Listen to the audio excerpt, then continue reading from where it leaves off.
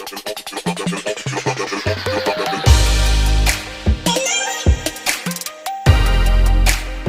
guys, welcome back to my channel, and this is your teacher Julie again. And I'm so glad that today is going to be our day 2 class na. So again, we will be continuing the discussion. The first lesson that we've discussed was noun. So that was the first parts of speech. So for today, we will be discussing the second parts of speech, which is verb. I will also be talking about what are the types of verbs, what are the examples, what are the common mistakes that we encounter, and other things. So lahat yan, i-discuss ko para maintindihan ninyo what verb is and why is it really important in English grammar. If you are having hard time understanding what verb is, if you are having hard time making sentences using verb, if you don't know how to use it in a sentence, if you don't know how to add it on a sentence, I highly recommend you to watch my video until the end so that you would understand. And I will guarantee you that you will learn a lot of things. Okay, let's begin. What is a verb? A verb is a word that shows an action or state. State means situation. Always remember the two, the action and the state. Sometimes they call them transitive or dynamic, but they have the same meaning. Don't worry, I will give you more examples of it para mas lalo niyong maintindihan. When we say action verb, it expresses what? Action. These are physical activities, physical actions. Because we are moving. For example, run, walk, jump, swim. Those are physical activities. Here are some examples of action verb. My sister can walk. I can run 10 kilometers in a day. Liana wants to jump. I love to swim. Okay. While state verb, it expresses a situation. For example, like, have, be, own. So those are the examples of state verbs. Example in a sentence: I have a large family. I have a large family. I am not talking about physical activities there. I am just telling you the situation that I have a large family. So have is a state verb. Why do you think it is very important to remember these things in English grammar? Is it really important? Yes, it is. Because ing form, just to let you know that we cannot use it in state verb. We can only use it in action verb. For example, the students are playing. So the verb there is play. We added ing form. So they are playing. Sila ay naglalaro. Ang mga estudyante ay naglalaro. So gumagawa sila ng kanilang physical activities dahil sila ay naglalaro. Tulad ng halimbawa ko kanina sa state verb. I have a large family. We cannot say I am having a large family. No. we cannot add ing. That is one of the grammar rules in English. So let's move now to main verb and helping verb, also known as auxiliary verbs. So when verb used in a sentence, we only have two ways to do it: the main verb and helping verb. For example, be, do, and have. In a sentence, Anna is working now. So how many verbs in the sentence? So it has two verbs, is and working. Working is the main verb, while is the helping verb. Pay attention to these examples.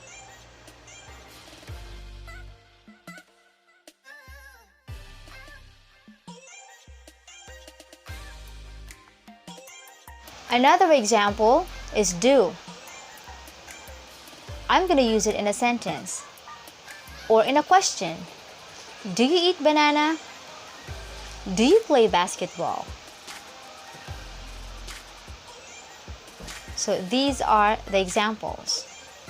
If you will be answered, no, I don't eat banana, I don't play basketball, that's the negative form of do. Another example is have. Example in a sentence: I have visited the Philippines 4 times. Just take a look at that sentence. Or, I visited the Philippines last year.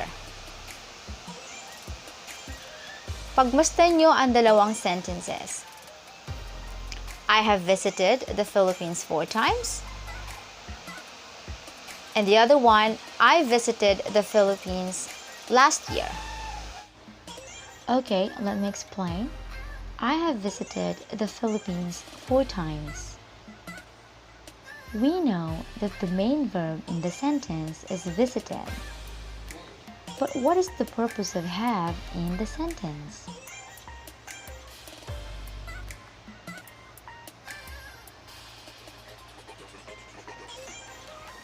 I am not talking about a single life experience. I am talking about the life experience. Second, I visited the Philippines last year. I am talking about a single life experience because I only visited the Philippines once, which was last year. Move now to modal verbs. What is this modal verbs? In English, modal is the mood of the sentence.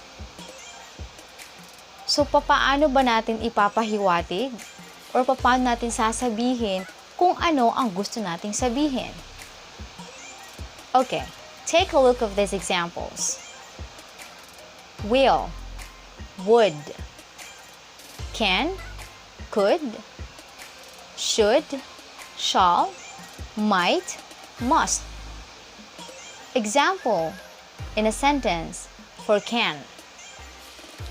Anna can play a guitar. So si Anna ay may kakayahan siyang magpatugtog o magplay ng gitara. Anna can do it. Meron siyang kakayahan. Kaya niya. Another is, the president might not come today. So sa Tagalog, ang presidente, baka hindi siya dumating. So hindi 100% na darating ang presidente. Pwedeng oo, pwedeng hindi. So there is a possibility. Just always remember that. Might, there is a possibility. Another is will. I will go to the church tomorrow. So, pupunta ako sa simbahan bukas. It means, you are willing to go to the church tomorrow para umattend ka ng mass. So, gusto mong umattend. So, that's only the basic examples of modals. Again, just always remember that modals is the mood of the sentence. I did not give more examples of each modal verbs because I will be discussing it in the future, how important the modal is and what are the usage of each modal. Okay, so let's move now to regular and irregular verbs. What are these verbs? Okay, so for regular verbs, I will give you an example. Walk, talk, climb. For irregular verbs, eat, sing, write. So pagmasdan nyo ang mga examples. Alam ko na nai-encounter nyo to most of the time. Pero minsan hindi na natin alam alin ba dito yung regular at alin dito yung irregular. Dito pumapasok sa verb ang tinatawag nating tense. Just to let you know, class, na sa English verb lang tayo nagkakaroon ng tense. What I'm saying is simple tense, past tense, past participle, and the ing form. Okay, so I will show you the chart of some examples.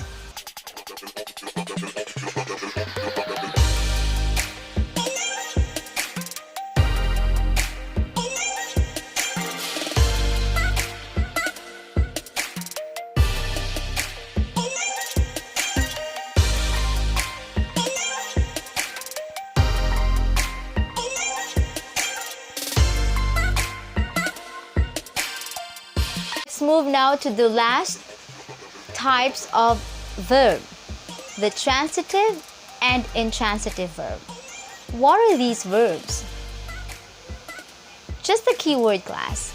The transitive verb, there is always an object in a sentence. And that object in English is a noun. Name of a person, a place, a thing. Yung diniscuss natin the first lesson, remember, the noun. So, dito papasok yun sa object when we use transitive verb in a sentence. Okay? Samantala, ang intransitive, lagi niyong tatandaan, walang object sa sentence. I will give you an example for transitive. Okay, I will give you examples for transitive verb. Donna kicked the ball. So the verb there is kicked. And then the object is ball. Hindi natin pwedeng sabihin, Donna kicked. Ano ba yung sinipa niya? Wala tayong idea kung anong sinipa niya. So we will add an object there, which is the ball. And the ball is a noun. Noun is the name of a thing because ball is a thing. Okay, an intransitive sentence, intransitive verb, for example, she laughed out loud. There is no object in a sentence. The girl just laughed. Tumawa lang siya ng malakas. That's it. So this is very basic. This is the end of our lesson for verb. Sana marami kayong natutunan. Sana marami kayong napagtanto na okay, ganito pala siya. So thank you so much sa panunood. I really appreciate it. And also, pwede nyong gamitin to. Pwede kayong gumawa ng example nyo, or you may tell your friends, your family, okay, this is the verb. I knew it already.